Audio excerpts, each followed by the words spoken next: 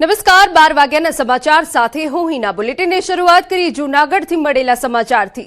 ડુંગરપુર નજીક હત્યાની ઘટના બની। લાકડી ધોકાથી માર મારીને હત્યા કરવામાં આવી। હત્યા કરી આરોપી ફરાર થઈ ગયો હોવાની વિગતો છે। એસપી અને તાલુકા પોલીસની ટીમ ઘટના સ્થળ પર પહોંચી છે। હત્યાનું કારણ અકબંધ હોવાની પણ વિગત છે। મૃતક યુવાનના પરિવારજનોને જાણ કરવામાં આવી। સમગ્ર મામલે તપાસનો ધમધમાટ શરૂ કરાયો છે। અમારા સંવાદદાતા અમર વધુ વિગતે વાત કરવા જોડાયા છે। અમર, શું છે આખી મામલો, શું વિગત આપની પાસે? હિના, ચોક્કસ કે ગત મોડી રાત્રે ડુંગરપુર પાસે આવેલી જે યુનિવર્સિટી છે તેના સામેના ભાગની અંદર એક અવાવરું જગ્યા છે જ્યાં એક મંદિર છે અને ત્યાં જ રફાઈ નામના જે આધેડ વયના વ્યક્તિ છે તેની હત્યા કરવામાં આવી છે। અજાણ્યા શખ્સો દ્વારા હત્યા કરાઈ છે। હત્યા કયા કારણસર થઈ તે હજુ સુધી જાણ નથી। પરિવારને કહીને નીકળ્યો હતો કે કામથી બહાર જાઉં છું રાત્રિના સમયે આ મૃતક, અને બાદમાં વહેલી સવારે ત્યાં લોકોની ચહલ પહલ થતા ખબર પડી કે અહીં મૃતદેહ પડ્યો છે અને બાદમાં પોલીસને જાણ કરાઈ। પોલીસની ટીમો ઘટના સ્થળે દોડી આવી છે। ખાસ કરીને એસપી સુબોધ વડોદરા અને તાલુકા પોલીસની જે ટીમ છે તે પણ પહોંચી છે। એફએસએલની ટીમ ઘટના સ્થળે પહોંચી છે ને શકમંદોની પૂછપરછ શરૂ કરવામાં આવી છે। ખાસ કરીને જે યુવક છે રફીકશા રફાઈ, તે હાલ જૂનાગઢના ડુંગરપુર ગામે રહે છે અને આ ગત રાત્રિના સમયે આ ઘટના બન્યાનું સામે આવ્યું છે। હાલ પોલીસે આરોપી સુધી પહોંચવા માટેની કવાયત શરૂ કરી છે। હિના, બિલકુલ આભાર તમામ વિગતો બદલ। તો પોલીસ કાફલો ઘટના સ્થળ પર પહોંચ્યો છે, તપાસ તેજ કરાઈ છે। તો લાકડી ધોકાથી માર મારીને હત્યા કરવામાં આવી। કયા કારણોસર હત્યા કરી છે તેની કોઈ સ્પષ્ટ વિગતો સામે નથી આવી। હત્યા કરી આરોપી ફરાર થઈ ગયા છે। જૂનાગઢના ડુંગરપુર નજીક હત્યાનો બનાવ બન્યો છે।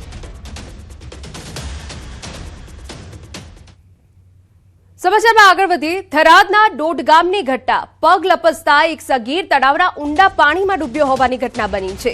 સ્થળ પર હાજર બે બહેનો પણ ભાઈને બચાવવા તળાવમાં કૂદી પડી। તળાવના ઊંડા પાણીમાં ડૂબી જતા ત્રણેયના મોત થયા। માતાની નજર સામે સંતાનોએ જીવ ગુમાવ્યો। ગ્રામજનોએ 1 કલાકની શોધખોળ બાદ ત્રણેયના મૃતદેહ બહાર કાઢ્યા હોવાની વિગત। એક જ પરિવારના 3 લોકોના મોતથી પરિવારમાં શોકનું મોજું।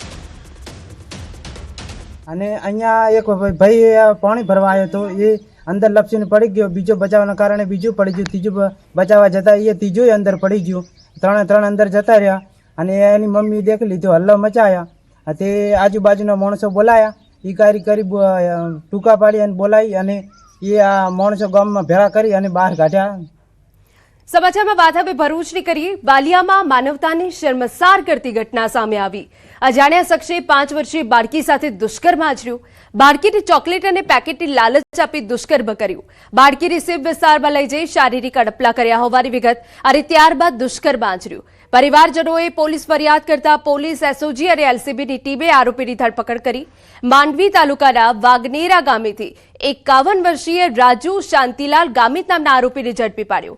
આરોપી સામે અપહરણ અને પોક્સો સહિતની કલમો હેઠળ ગુનો દાખલ કરવામાં આવ્યો।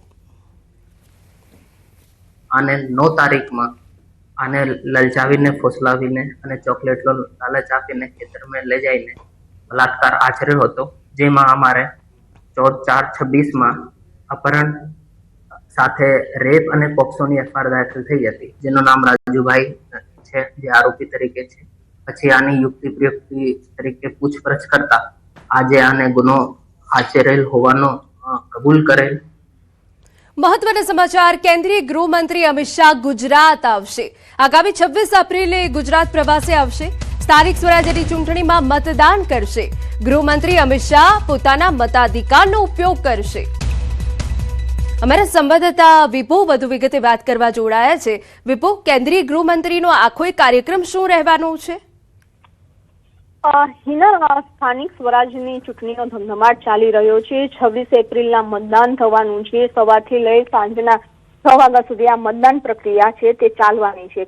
એક મત પણ ખૂબ જ મહત્વનો હોય છે અને લોકોએ પણ, જે મતદારો છે તેમને પણ પોતાના મતાધિકારોનો ઉપયોગ કરવો જોઈએ। હંમેશા માટે રાજકીય પાર્ટીઓ પણ કહેતા હોય છે, ત્યારે કેન્દ્રીય ગૃહમંત્રી છે તે દિલ્હી છે, પરંતુ તેમ છતાં 26 તારીખે જે મતદાન યોજાવાનું છે અમદાવાદ મ્યુનિસિપલ કોર્પોરેશનનું, અને તેમાં મત આપવા માટે તેઓ અમદાવાદ આવશે અને અમદાવાદ મત આપી અને પરત ફરી દિલ્હી જશે। એટલે એનો કાર્યક્રમ એક દિવસનો માત્ર જે આયોજન થઈ રહ્યું છે તે પોતાનો મતાધિકારોનો ઉપયોગ કરવા માટે અમદાવાદ આવશે।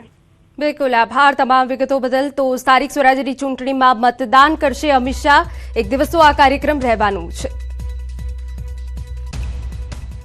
ગીર સોમનાથમાં સ્થાનિક સ્વરાજ્યની ચૂંટણીના પ્રચાર દરમિયાન ઉનાની સૈયદ રાજપરા બેઠક પર ધારાસભ્ય કેસી રાઠોડે કોંગ્રેસ પર વરસ્યા. તેમણે કહ્યું કે રાષ્ટ્રીય સ્તરની પાર્ટી હોવા છતાં કોંગ્રેસે ઉમેદવારો મેળવવામાં મુશ્કેલી પડી રહી છે.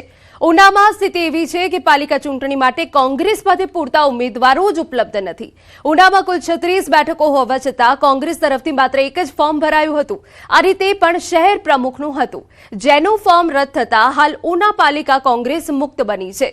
આ પરિસ્થિતિ કોંગ્રેસના જ દિગ્ગજ નેતા પુંજા વંશના વિસ્તારમાં જોવા મળતા રાજકીય ચર્ચાઓ તેજ થઈ છે. અમારા સંવાદદાતા દિનેશ વધુ વિગતે વાત કરવા જોડાયા છે. દિનેશ, પૂરી અપડેટ.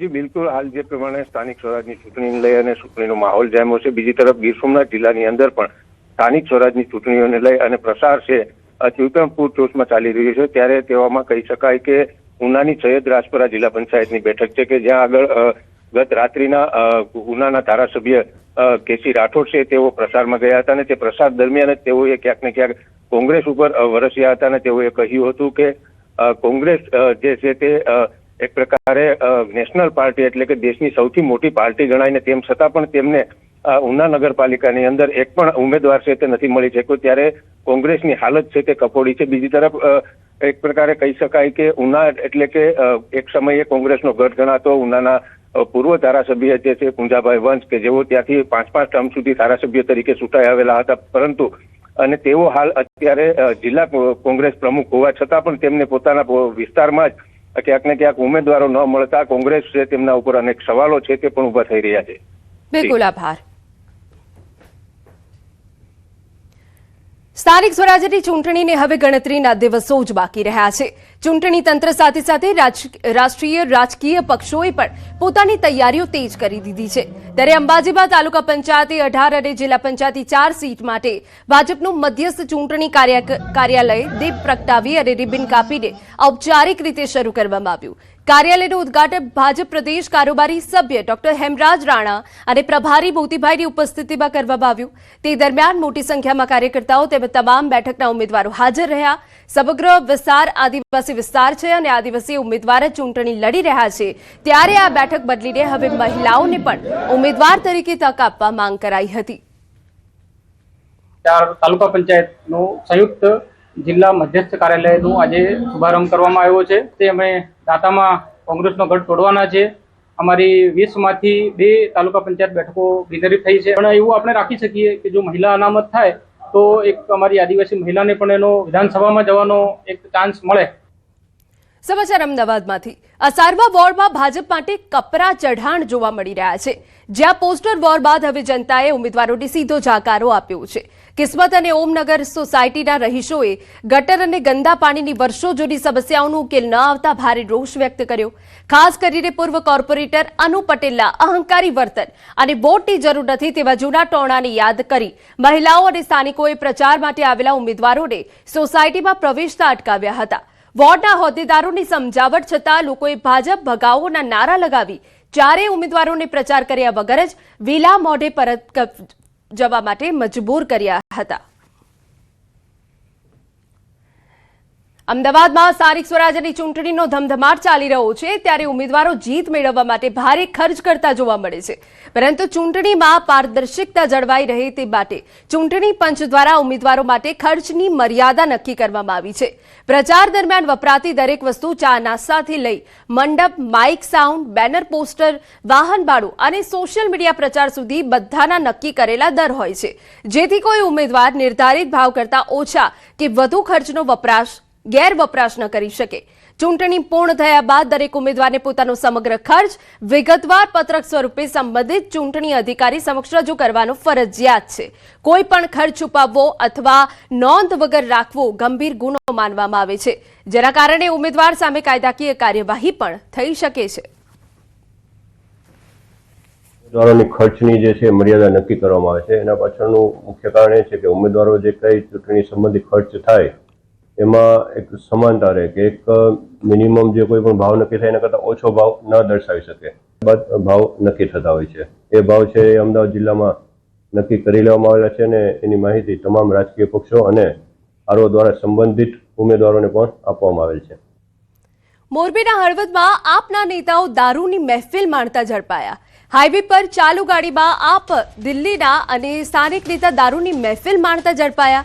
પોલીસના પેટ્રોલિંગ દરમિયાન શંકાસ્પદ વાહન ચકાસતા તેમાં દારૂ પાર્ટી ચાલી રહી હોવાનું બહાર આવ્યું. પોલીસે હિતેશ વસમોર અને દિલ્હીના આપ કાર્યકર તેમજ હળવદ ધાંગધ્રાના પ્રભારી વિકાસ કુમારને ઝડપી પાડ્યા. પોલીસે વિદેશી દારૂની બોટલ, એક કાર, 3 મોબાઈલ પણ કબજે કર્યા. પોલીસે બંને સામે ગુનો નોંધી કાર્યવાહી હાથ ધરી. આમ આદમી પાર્ટીના 2 નેતાઓ દારૂની મહેફિલ મારતા મળી આવ્યા હતા, જેમના નામ છે વિકાસ કુમાર, વિજય કુમાર, જેઓ દિલ્હીના રહેવાસી છે, અને સાથે હિતેશ મનસુખભાઈ વરમોરા, જે હળવદના રહેવાસી છે.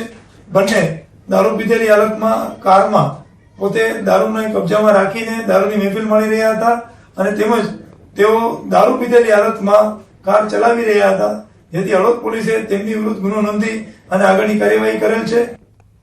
સમાચારમાં આગળ વધી મહેસાણાના કોકસ ગામમાં ગ્રામજનો દ્વારા ચૂંટણી બહિષ્કારની ચીમકી સાથે ઉગ્ર વિરોધ નોંધાયો, જ્યાં ઢોલ નગારા વગાડી લોકો રસ્તા પર ઉતરી આવ્યા અને ટીપીડીપી તેમજ પ્રસ્તાવિત ઇન્ડસ્ટ્રીયલ ઝોન રદ કરવાની માંગ ઉઠાવી.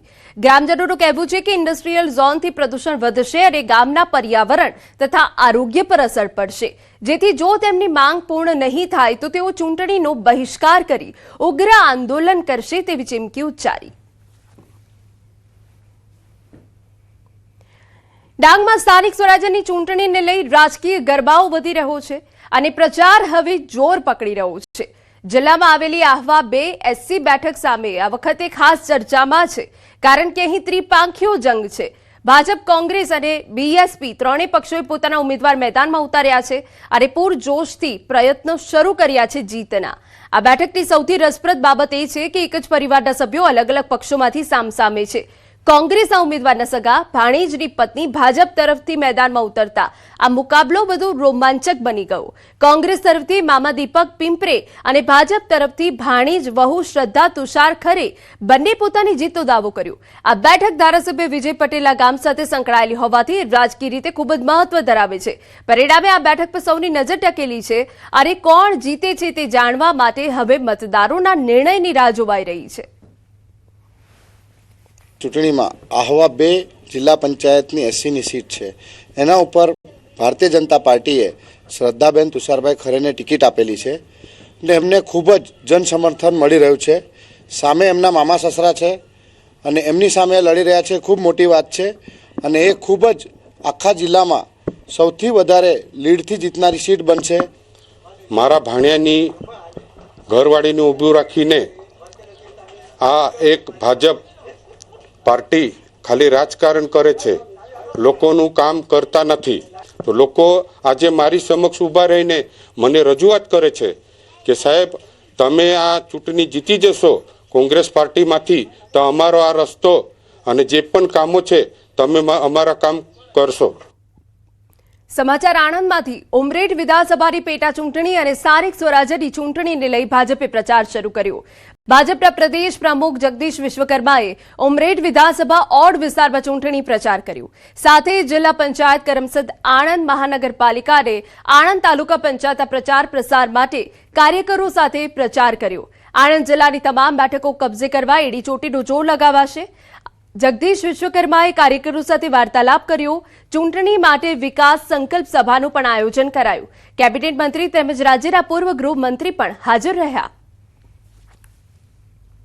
જિલ્લા પંચાયત અને તાલુકા પંચાયતની ચૂંટણીઓમાં પણ સમગ્ર આણંદની અંદર ભાજપનો ભગવો લહેરાવવા માટે પ્રદેશ અધ્યક્ષ જગદીશભાઈ વિશ્વકર્માએ લોકોને અપીલ કરી અને આપ સૌ સમગ્ર જિલ્લામાં ભાજપના કમળને વિજય બનાવો.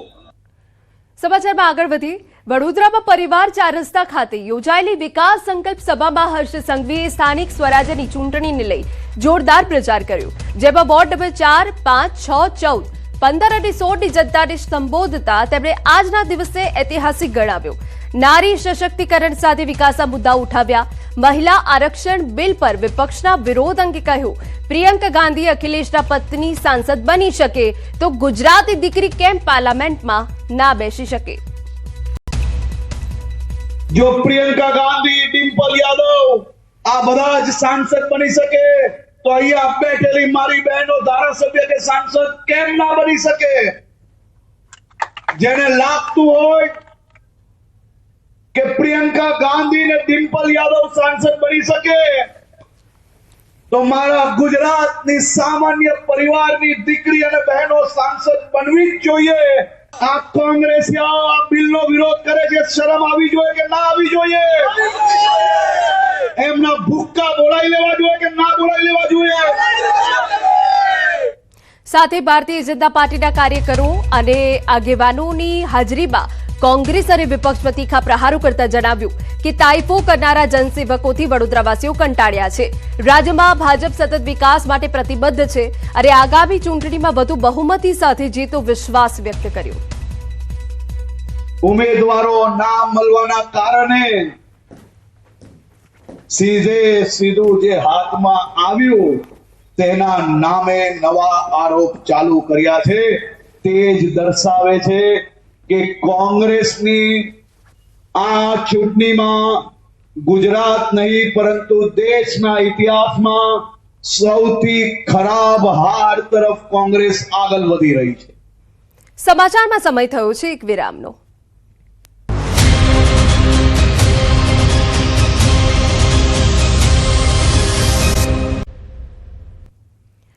વિરામ બાદ સ્વાગત. સમાચાર અમદાવાદમાંથી. મોટેરા આસારામ આશ્રમ મામલે હાઈકોર્ટનો ચુકાદો. કલેક્ટરના જમીન પરત લેવા આદેશને હાઈકોર્ટે યથાવત રાખ્યો. ડિવિઝન બેન્ચે આશ્રમની અપીલ ફગાવી હોવાની વિગતો છે. નિયમ ભંગની નોંધ લીધી. આશ્રમે વારંવાર નિયમોનો ભંગ કર્યો. આપણે જણાવી દઈએ કે નદીની જમીન પણ કબજે લીધી હોવાનું હાઈકોર્ટનું અવલોકન. રેગ્યુલરાઇઝેશન શક્ય નથી, જમીન ખાલી કરવા સૂચનાઓ હાઈકોર્ટે સ્પષ્ટ કર્યું છે. આશ્રમે સ્ટે માંગ્યો છતાં કોર્ટનો ઇનકાર. અમારા સંવાદદાતા મૌલિક વધુ વિગતે વાત કરવા જોડાયા છે. મૌલિક, પૂરી વિગત. એના સિંગલ જજના હુકમને પડકારતી અરજી છે તે આશ્રમને લઈ કરવામાં આવી હતી હાઈકોર્ટમાં, પરંતુ આ આશ્રમની અરજી જે છે હાઈકોર્ટે આજે ફગાવી છે. ડબલ બેન્ચે પણ આ અરજીને ન માન્ય રાખી અને જે અગાઉનો હુકમ હતો તેને માન્ય રાખ્યો છે. મહત્વની વાત એ છે કે આશ્રમની જે તમામ કાયદાકીય ગૂંચવણો હતી તે હવે દૂર થઈ છે અને આગામી સમયમાં 50,000 ચોરસ મીટર વાળથી વધુની જગ્યા જે છે તે આશ્રમ પાસેથી હવે કબજે લઈ અને વિકાસના કામમાં લેવામાં આવશે. આસારામ બાબતે જે રીતે હાઈકોર્ટનું વલણ હતું તે ચોક્કસ ક્યાંક ને ક્યાંક સામે આવ્યું છે. તેમાં આસારામ એ હેબિચ્યુઅલ ઓફેન્ડર હોવાથી તેમને કોઈ પણ પ્રકારની રાહત ન મળી શકે તે પ્રકારની ટિપ્પણી જે છે તે હાઈકોર્ટ દ્વારા કરવામાં આવી હતી. આશ્રમે આ અગાઉ વારંવાર નિયમોનો ભંગ કરી અને જમીન પણ કબજે લીધી હોવાનું હાઈકોર્ટે અવલોકન કર્યું છે, જેથી રેગ્યુલરાઇઝેશન શક્ય નથી અને જમીન તાત્કાલિક ખાલી કરવા માટે પણ સૂચના જે છે હાઈકોર્ટે આપી છે. બિલકુલ, આભાર.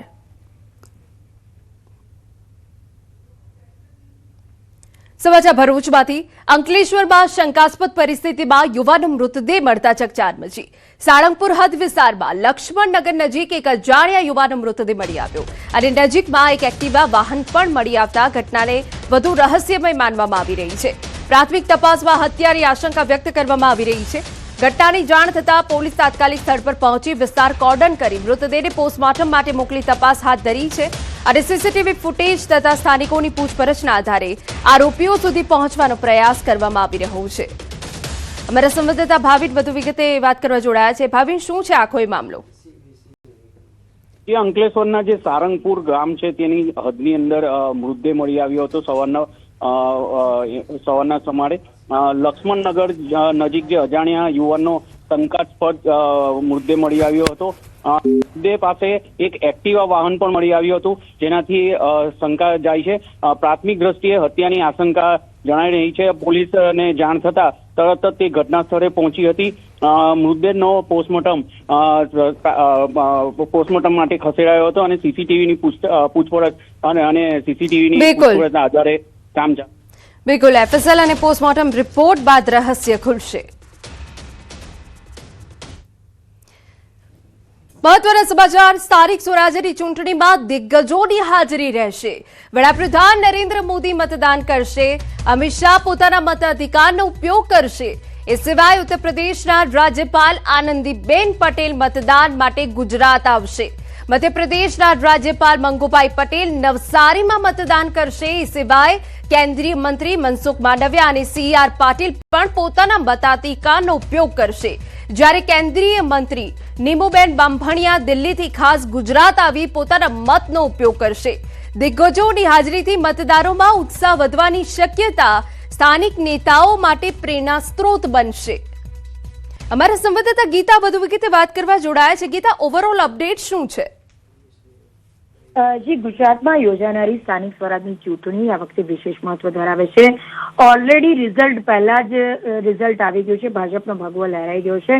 રાજ્યમાં રાજકીય માહોલ ગરમાયો છે. કેટલી બેઠકો બિનહરીફ જાહેર થઈ છે, એટલે ભાજપ અત્યારે ટોચ ઉપર લાગી રહ્યું છે. ત્યારે દેશના ટોચના દિગ્ગજ નેતાઓ પણ મતદાન પ્રક્રિયામાં સક્રિય રીતે ભાગ લેતા જોવા મળશે. વડાપ્રધાન નરેન્દ્ર મોદી, કેન્દ્રીય ગૃહમંત્રી અમિત શાહ, વિવિધ કેન્દ્રીય મંત્રીઓ અને રાજ્યપાલો સહિતના અગ્રણીઓ પોતાના મતાધિકારનો ઉપયોગ કરવા માટે ગુજરાત આવશે, જે ચૂંટણીને વધુ પ્રેરણાદાયક બનાવશે. હું આપણે જાણવા માંગીશ કે વડાપ્રધાન નરેન્દ્ર મોદી અમદાવાદના રાણીપ વિસ્તારના મતદાતા છે. તેઓ હંમેશા મતદાનને લોકશાહીનો પર્વ ગણાવતા આવ્યા છે અને વ્યસ્ત સમયપત્રક હોવા છતાં પણ પોતાનો મતનો ઉપયોગ કરવા માટે તેઓ જરૂર સમય કાઢે છે. આ વખતે પણ તેઓ મતદાનમાં ભાગ લેશે તેવી શક્યતા છે, જે સામાન્ય મતદારો માટે એક મજબૂત સંદેશરૂપ છે. કેન્દ્રીય ગૃહમંત્રી અમિત શાહ પણ પોતાના મતાધિકારનો ઉપયોગ કરશે. તેઓ અમદાવાદના નારણપુરા વિસ્તારના મતદાતા છે અને ચૂંટણી સમયે મતદાન માટે ખાસ હાજરી આપતા રહે છે. ઉત્તર પ્રદેશના રાજ્યપાલ આનંદીબેન પટેલ પણ મતદાન માટે ગુજરાત આવશે. તેઓએ હંમેશા લોકશાહી પ્રત્યેની જાગૃતિ માટે ભાર મૂક્યો છે. તેમજ મધ્યપ્રદેશના રાજ્યપાલ મંગુભાઈ પટેલ પણ નવસારી ખાતે પોતાના મતાધિકારનો ઉપયોગ કરશે. રાજ્યપાલ તરીકેની જવાબદારીઓ વચ્ચે પણ તેઓ મતદાનને પ્રાથમિકતા આપે છે, જે લોકશાહી પ્રત્યેની તેમની પ્રતિબદ્ધતા દર્શાવે છે. તે સિવાય કેન્દ્રીય મંત્રી મનસુખ માંડવિયા પણ મતદાનમાં ભાગ લેશે. જ્યારે ભાજપના પૂર્વ પ્રદેશ પ્રમુખ CR પાટીલ અને હાલના કેન્દ્રીય મંત્રી પણ પોતાના મતદાનનો ઉપયોગ કરશે. આ ઉપરાંત કેન્દ્રીય મંત્રી નીમુબેન બાંભણિયા પણ દિલ્હીથી ખાસ ગુજરાત આવીને મતદાન કરશે. આમ સ્થાનિક સ્વરાજની ચૂંટણીમાં દિગ્ગજ નેતાઓની હાજરી માત્ર પ્રતિકાત્મક નહીં બને, પરંતુ તે મતદાતાઓ માટે પ્રેરણારૂપમાં બની રહેશે. ખાસ કરીને યુવા મતદારોને પ્રથમવાર મતદાન કરનારા માટે એક મહત્વપૂર્ણ સંદેશ છે. બિલકુલ, આભાર ગીતા. તો આપણે જણાવી દઈએ કે સ્થાનિક સ્વરાજ્યની ચૂંટણીના મતદાનના દિવસે દિગ્ગજોની હાજરી રહેવાની છે. સમાચારમાં અત્યારે બસ આટલું જ. મને રજા આપશો. નમસ્કાર.